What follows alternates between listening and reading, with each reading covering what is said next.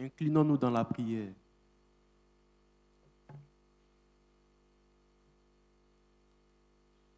Seigneur, nous te remercions de nous avoir réunis en ta présence pour nous révéler ton amour et nous soumettre à ta volonté. Fais taire en nous toute autre voix que la tienne, et de peur que nous ne trouvions notre condamnation dans ta parole, entendue sans être reçue, connue sans être aimée, écoutée sans être mise en pratique. Ouvre par ton Saint-Esprit nos esprits et nos cœurs à ta vérité, au nom de Jésus-Christ. Amen.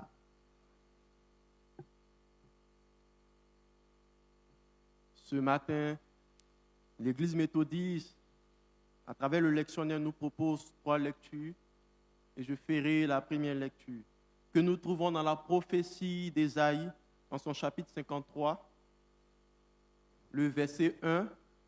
Ensuite, nous lirons les versets 4 et 5, et enfin les versets 9 à 12. Ésaïe 53, verset 1, ensuite les versets 4 et 5, et enfin les versets 9 à 12. Et nous lisons. Qui a cru à ce qui était annoncé? Qui a reconnu le bras de l'Éternel? Cependant, ce sont nos souffrances qu'il a portées. C'est de nos douleurs qu'il s'est chargé. Et nous l'avons considéré comme puni, frappé de Dieu et humilié. Mais il était blessé pour nos péchés, brisé pour nos iniquités. Le châtiment qui nous donne la paix est tombé sur lui, et c'est par ses meurtrissures que nous sommes guéris. Verset 9. On a mis son sépulcre parmi les méchants, son tombeau avec le riche. Quoiqu'il n'ait point commis de violence et qu'il n'y ait point eu de fraude dans sa bouche. Il a plu à l'Éternel de le briser par la souffrance. Après avoir livré sa vie en sacrifice pour le péché, il verra une postérité et prolongera ses jours. Et l'œuvre de l'Éternel prospérera entre ses mains. À cause du travail de son âme, il rassasiera ses regards.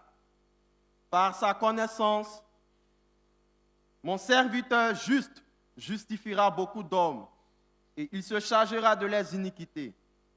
C'est pourquoi je lui donnerai sa part avec les grands.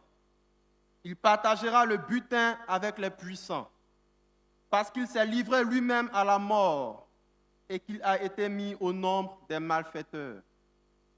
Parce qu'il a porté les péchés de beaucoup d'hommes et qu'il a intercédé pour les coupables. Amen.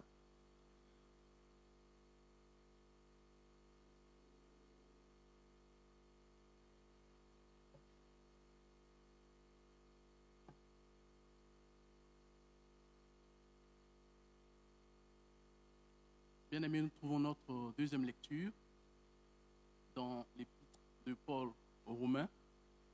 Romains chapitre 5. Nous lirons le premier verset, ensuite nous prenons le verset 6 jusqu'au verset 11. Romains chapitre 5, verset 1, puis le verset 6 au verset 11. Nous lisons. Étant donc justifiés par la foi, nous avons la paix avec Dieu par notre Seigneur Jésus-Christ, à qui nous devons d'avoir eu par la foi accès à cette grâce, dans laquelle nous demeurons fermes, et nous nous glorifions dans l'espérance de la gloire de Dieu. Bien plus, excusez-moi, je reprends. Je reprends verset 1. Étant donc justifiés par la foi, nous avons par la paix avec Dieu, par notre Seigneur Jésus-Christ. Verset 6. Car lorsque nous étions encore sans force, Christ, au temps marqué, est mort pour des impies. À peine mourrait-on pour un juste, quelqu'un peut-être mourrait pour un homme de bien. Mais Dieu prouve son amour envers nous, en ce que lorsque nous étions encore des pécheurs, Christ est mort pour nous. À plus forte raison donc, maintenant que nous sommes justifiés par son sang, serons-nous sauvés par lui de la colère. Car si, lorsque nous étions ennemis, nous avons été réconciliés avec Dieu par la mort de son Fils, à plus forte raison, étant réconciliés, serons-nous sauvés par sa vie. Et non seulement cela, mais encore nous nous glorifions en Dieu par notre Seigneur Jésus-Christ, par qui maintenant nous avons obtenu la réconciliation. Amen.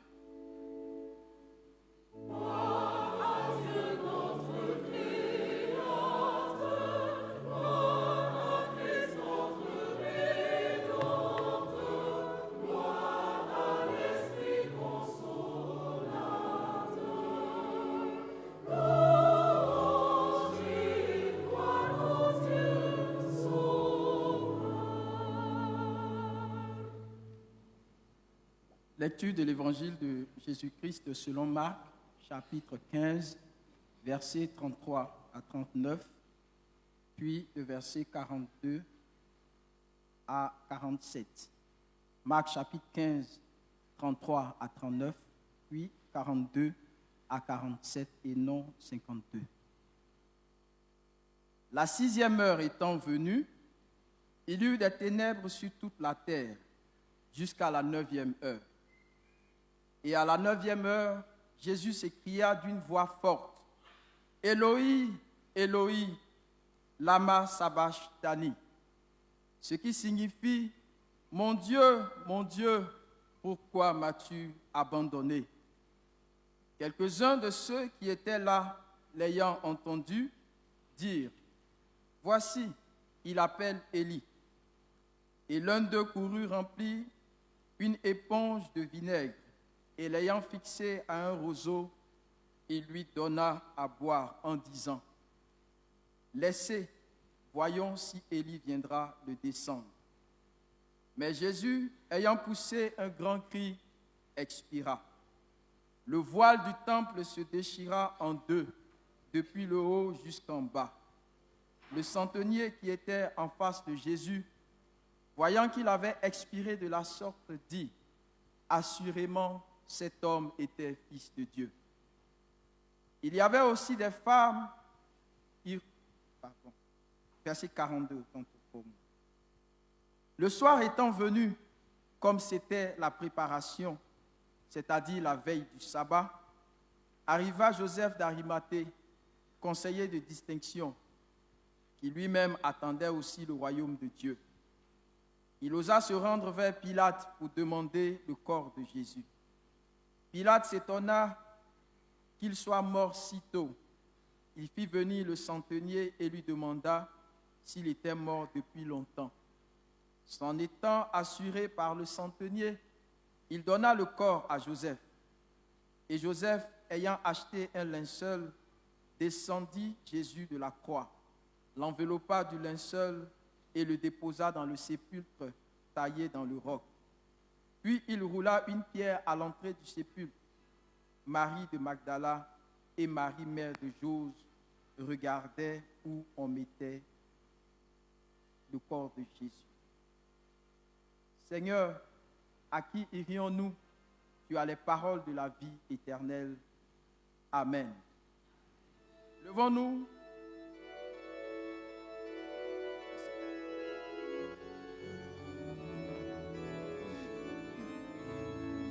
Amen, Alléluia, Alléluia, Amen, Alléluia, Amen, Alléluia, Alléluia, Amen, Alléluia.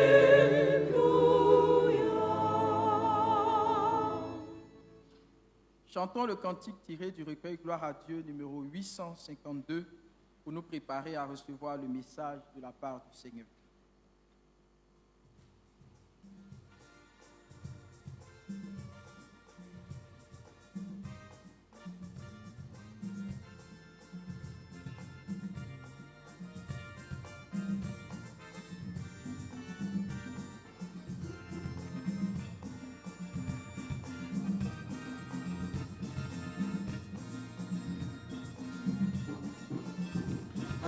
De nouveaux combats, Jésus, tu nous appelles, et nous voici fidèles, prêts à suivre tes pas.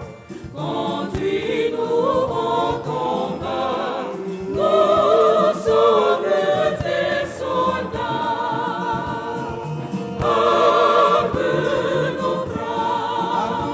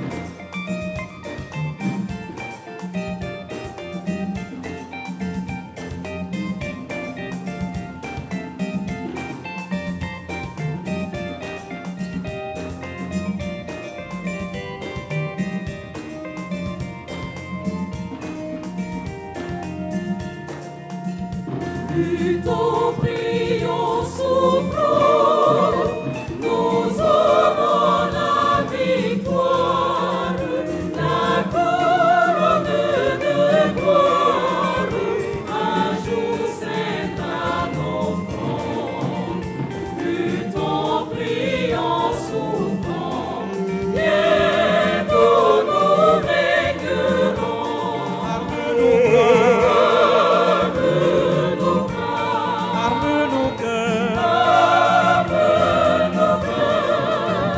Et nous serons plus que vainqueurs, et nous serons plus que vainqueurs.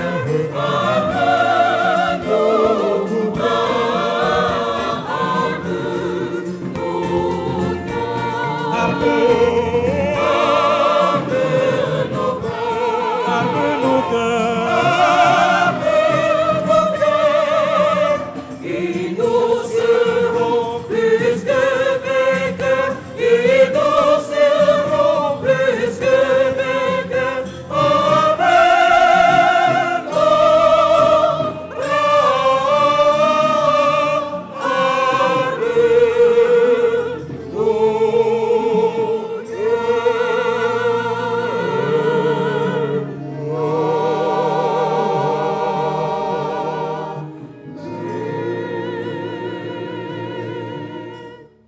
Veuillez vous asseoir.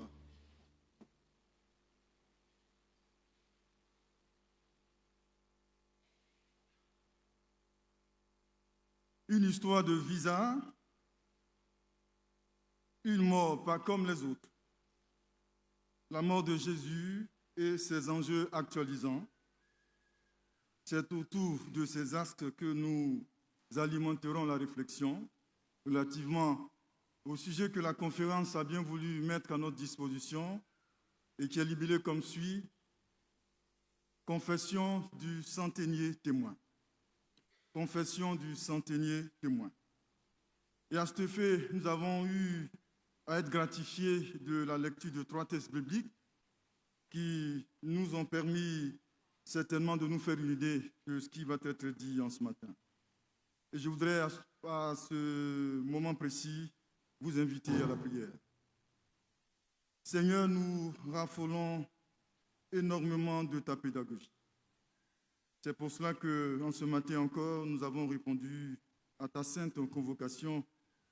Et nous voulions que tu puisses te substituer, Seigneur, à ce canal humain qui a la prétention, notre Dieu, de délivrer ton message. Merci, Seigneur, de le faire pour le bien de ton peuple rassemblé. Au nom de Jésus. Amen. À l'entame de ce message, je voudrais faire à l'Église du Jubilé dans son entièreté toutes mes civilités d'usage et vous présenter l'histoire du visa. C'est le récit d'un missionnaire bien connu du nom de Roudilac qui nous permet d'ouvrir ce message du Seigneur. Et ce récit, il est présenté comme suit. Pour une question de fidélité, je voudrais entièrement le lire. Passeport, s'il vous plaît, demanda sèchement la dame qui trônait derrière le comptoir. J'étais à l'aéroport d'Heathrow, en Angleterre, et je devais embarquer sur un vol international pour les États-Unis. Mais où est votre visa? Continua la dame. Quel visa? Je suis suisse. Je n'ai pas besoin de visa pour ce pays, répondis-je. Bien sûr que si, entendis-je à ma grande consternation. Comment cela pouvait-il m'arriver à moi, voyageur aguerri? L'avion allait partir d'un moment à l'autre et je ne serais pas dedans. Déprimé, découragé, je retournai à Londres. Maintenant, je devais me rendre à la bonne ambassade et faire la queue pour un visa. De plus, comme je m'en aperçus bien vite, il me faudrait également une invitation écrite et des références aux usages. Un flot de téléx allait et venait au fur et à mesure que je me démenais pour fournir la preuve que j'avais assez de devises et tout l'assortiment de documents nécessaires. Il me fallait aussi trouver de quoi me loger en ville, parce que le tout prendrait 2 jours. J'étais frustré et découragé. Quel gaspillage de temps et d'argent pour un simple tampon sur un passeport. Finalement, on me remit mon titre de voyage, dûment complété de l'indispensable tampon d'entrée. Sur le visa, je lus ces mots: entrée multiple, durée de validité indéterminée, ce qui me réjouit énormément.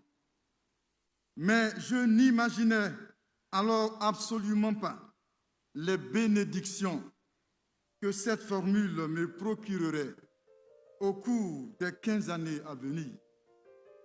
Je savais que c'était un permis extrêmement difficile à obtenir, mais ce n'est que 10 années après que j'ai commencé à apprécier la véritable valeur de cette simple inscription à l'encre, parce que j'ai dû me rendre très souvent aux États-Unis.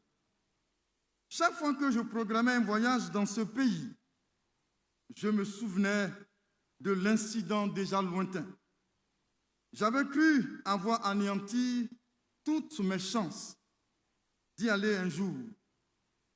Heureusement, Dieu, dans sa bonté, avait tourné en bénédiction pour les années à venir, ce qui me semblait une erreur de ma part. Et l'homme de Dieu d'y ajouter: aujourd'hui, si vous vous trouvez enlisé dans une situation qui, à votre avis, est due à votre ignorance ou à votre négligence, prenez courage. Dieu peut faire concourir toutes choses au bien de ceux qui l'aiment. Que le Seigneur bénisse son serviteur, Roudilac, pour ce récit qui nous fait du bien, un récit missionnaire, et qui nous permet de retrouver dans ce message un écho qui est relatif à une personne importante que vous connaissez, Jésus-Christ de Nazareth. Aujourd'hui, l'Église nous donne l'occasion de revenir encore sur la mort de cet être illustre qui a marqué le monde dans son entièreté. Une histoire de visa qui se retrouve également dans l'évangile de Marc qui a été lu au chapitre 15. Dans ce passage, nous avons eu l'occasion d'entendre, n'est-ce pas, un soldat, devrais-je dire un officier, puisqu'il a sous sa responsabilité la gestion de 100 soldats. C'est pour cela qu'on l'appelle centenier, donc un centenier romain. Cet homme s'est écrié: assurément, Jésus est le Fils de Dieu. Assurément, Jésus est le Fils de Dieu. Et cette modalisation expressive va nous aider à mieux comprendre, à mieux cerner le sens profond de la déclaration de ce centenier. Mes frères et sœurs, Jésus-Christ de Nazareth a connu une mort ignoble. Et lorsque nous regardons très bien le tableau que Ésaïe nous présente, nous avons l'impression que nous avons affaire à quelqu'un qui n'a pas de valeur, à quelqu'un qui n'a pas d'importance, à quelqu'un, un va-nu-pied simplement, un monsieur qui a porté l'injustice alors qu'il est juste, un monsieur qui a porté les péchés de toute l'humanité alors qu'il est saint, Un monsieur qui a été abandonné même par son père, alors qu'il est juste. Et tout ceci, il a fait, c'est pour l'humanité entière. Jésus a subi la douleur que chacun de nous devait subir. Jésus a été notre substitut. Il a pris donc notre place. Et pour faire une petite lucane, ce n'est pas moi qui étais prévu ce matin pour le message. C'est le révérend Messou qui devait intervenir. Mais pour des circonstances urgentes, il a donc voulu que nous puissions intervenir. Je suis donc le substitut du révérend Roger Messou. Comme Jésus a été notre substitut, il a pris notre place, pécheurs que nous étions. Il a accepté d'être maltraité, de connaître la douleur, la souffrance. Tout ceci à cause de nous. Et je pense que c'est pour nous un privilège d'être encore aujourd'hui dans ce temple pour entendre à nouveau cette histoire d'amour de Dieu manifestée à travers son Fils Jésus, qui a accepté et qui a dit au Père, Père, je viens faire ta volonté. Je voudrais simplement que nous puissions nous lever. Simplement que nous puissions tous nous lever. Parce que le moment est trop solennel, mes frères et sœurs. Et qu'ensemble nous puissions dire à l'Éternel, grâce te soit rendue, Seigneur. Merci, veuillez vous asseoir. Mes frères et sœurs, c'est vraiment émouvant. C'est nous qui devons être à la croix. C'est nous. Mais il a accepté gratuitement de prendre notre place. C'est extraordinaire. Je remercie le Seigneur pour cela, pour m'avoir sauvé. Bien-aimés dans le Seigneur, la mort de Jésus, c'est aussi une mort extraordinaire, une mort exceptionnelle. Et lorsque nous replongeons, n'est-ce pas, nous replongeons dans l'Évangile, nous saisissons bien ce caractère exceptionnel qui est attaché à la mort de Jésus. La terre qui tremble, le voile qui se déchire depuis là-haut jusqu'en bas. Pour donner libre accès donc à chacun de nous d'aller, n'est-ce pas, vers le Père. L'atmosphère qui change, les ténèbres qui couvrent, n'est-ce pas, toute la planète. Ce n'est pas n'importe qui, mes frères et sœurs. Et pour finir, ce grand cri qui déchire l'univers, qui saisit le centenier romain. Ce monsieur qui est habitué à voir les crucifixions, à organiser, à superviser les crucifixions, il est surpris, puisqu'il n'a jamais vu cela. Et il dira certainement, absolument, absolument, c'est sûr, ce monsieur est le Fils de Dieu. Acclamons le Seigneur.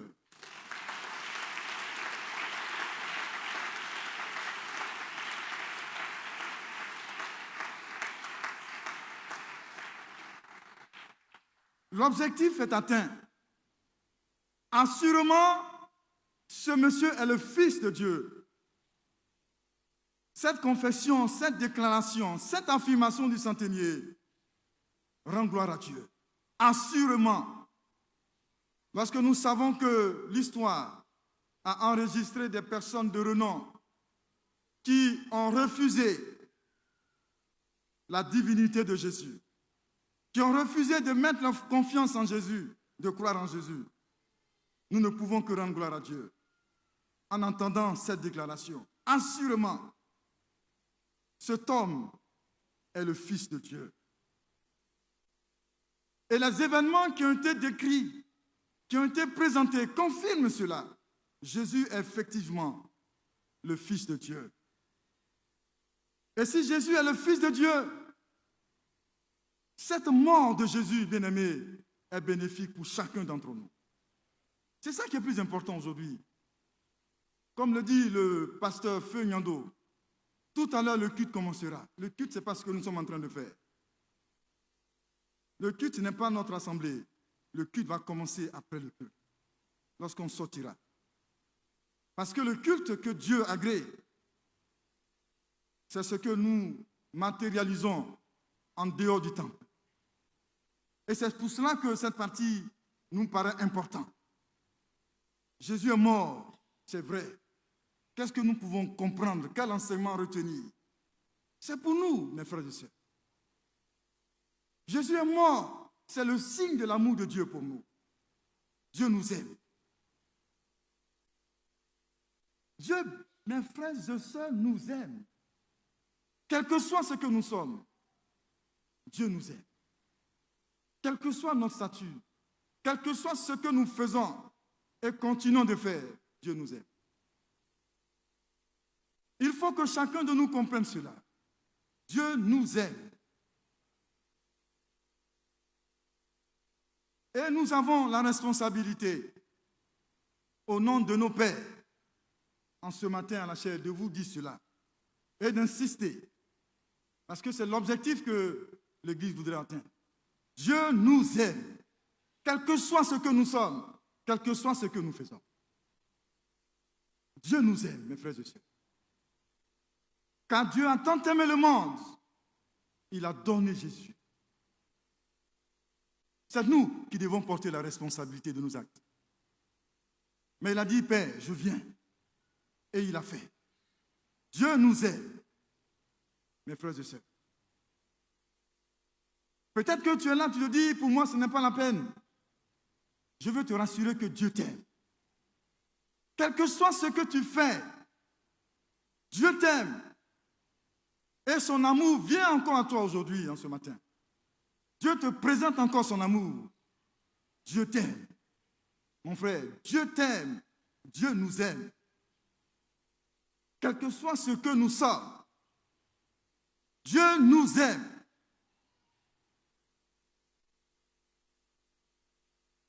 C'est pour cela que lorsque souvent nous faisons des choses qui n'ont pas le Seigneur, Dieu crée les circonstances pour nous faire montrer, pour nous faire entrer dans son amour.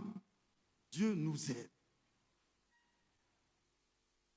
Mon frère, ma soeur, papa, Dieu t'aime. Nous avons la responsabilité d'insister sur ce point. Dieu t'aime. Ne te morfonds pas. Dieu t'aime. Sois rassuré que Dieu t'aime. As-tu commis une erreur? Dieu t'aime. Le Seigneur t'aime tellement. Dieu nous aime. Le Seigneur nous aime. Pouvons-nous l'acclamer, s'il vous plaît?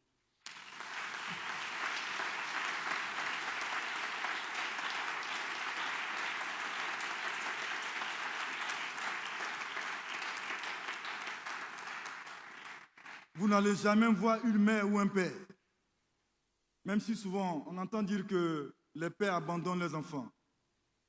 Même quand le père abandonne son enfant, il sait intérieurement qu'il a des enfants. Mais le fait de penser, de savoir qu'on a des enfants quelque part, c'est aussi une preuve qu'on aime ses enfants. Quel que soit ce que nos enfants font, nous les aimons toujours. Nous les aimons toujours. Même quand ils nous rendent malades. Il y a des personnes aujourd'hui qui sont hypertendues à cause de leurs enfants. Oui, j'en sais beaucoup. Mais vous continuez à aimer vos enfants. Parce que simplement, vous les aimez. Dieu vous aime. Quel que soit ce que vous faites, quel que soit ce que nous sommes, Dieu nous aime. Dieu nous aime. Nous ne sommes pas obligés d'aimer Dieu.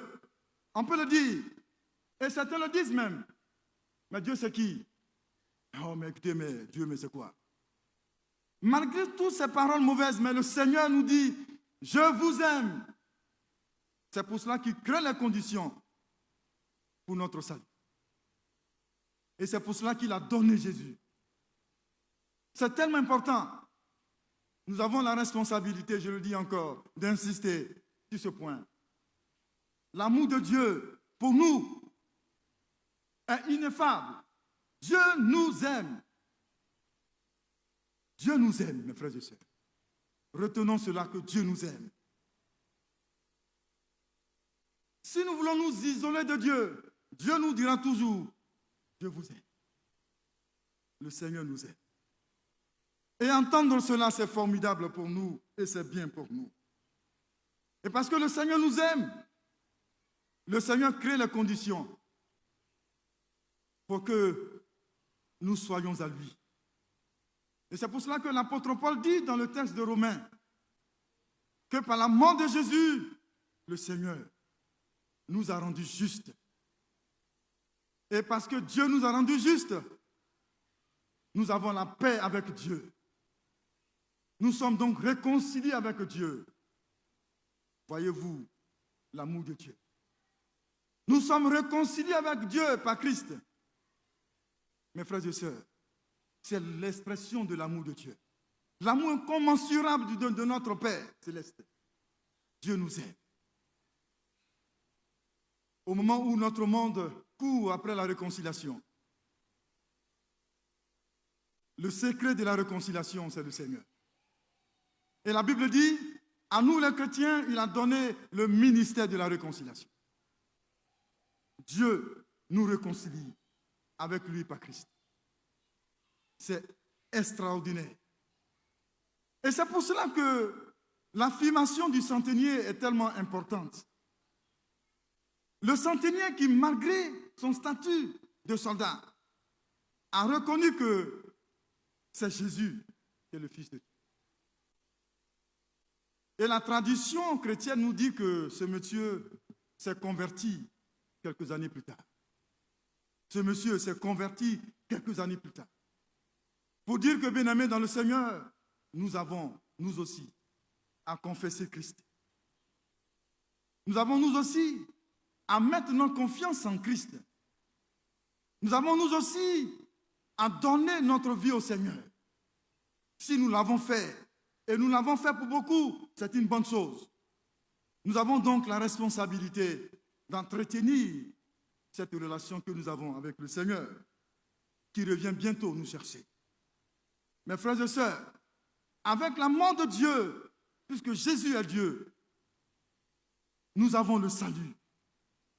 Jésus est venu par sa mort régler le problème du péché pour que nous puissions avoir le salut. Et ce salut n'est plus acquis par les pratiques anciennes. Tuer des moutons, tuer des bœufs, tout ce que vous voulez. Vous en savez beaucoup. Mais Jésus est venu ouvrir, n'est-ce pas, le chemin de la foi. Le salut, non par les œuvres, mais par la foi. Ainsi donc, mon frère, toi qui ce matin certainement est de passage, qui entends cette parole certainement pour la première fois, si tu aussi fais ta confession comme le centenier romain, tu entreras dans le programme du salut de Dieu pour toi. Oui, si tu confesses Jésus, parce que la Bible dit dans Actes 4, chapitre 12, verset 12, qu'il n'y a de salut en aucun autre. C'est seulement en Jésus que nous avons le salut. Et si tu confesses son nom en ce matin, toi aussi tu seras sauvé. Que le Seigneur t'aide à prendre cette décision importante de ta vie. Aujourd'hui, mes frères et sœurs, c'est la journée que l'Église a mise à part pour que nous puissions penser à nos frères soldats, à nos frères militaires et paramilitaires qui font la clôture donc, de leur journée à Port-Boué, à l'église de Port-Boué 1, Emmanuel. C'est aussi une occasion pour nous de demander à nos frères soldats du jubilé, pour ceux qui sont là, et à nos sœurs aussi qui sont dans l'armée donc, enfin dans les corps habillés simplement, de confesser Jésus. Et en vous demandant de confesser Jésus, c'est juste pour vous demander de mettre votre confiance en Christ. Vu que vous êtes toujours sur le terrain, vous êtes sur, n'est-ce pas, le champ de bataille, vous êtes amené, n'est-ce pas, à sécuriser la population et les biens du pays. Vous avez besoin de la sécurité du Seigneur. Et c'est en le confessant, c'est en plaçant donc votre confiance en lui que le Seigneur vous donnera, n'est-ce pas, d'être en sécurité. Quand ce jour qui est la vôtre, le Seigneur vous aide à comprendre cela et à prendre ces décisions importantes. Qu'il vous bénisse, qu'il bénisse chaque membre du jubilé et que votre confession soit ancrée dans le sang de Jésus, afin que sur le chemin de votre vie chrétienne, le Seigneur vous accompagne et que sa bénédiction repose sur vous. De même qu'il a fait pour Rudy Lac et son épouse, que le Seigneur aussi vous accompagne.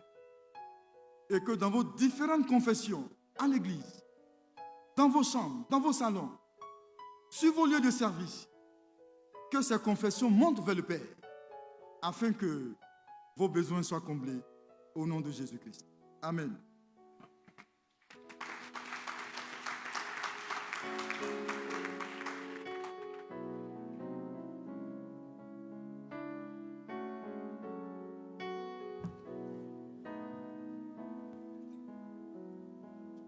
Notre Dieu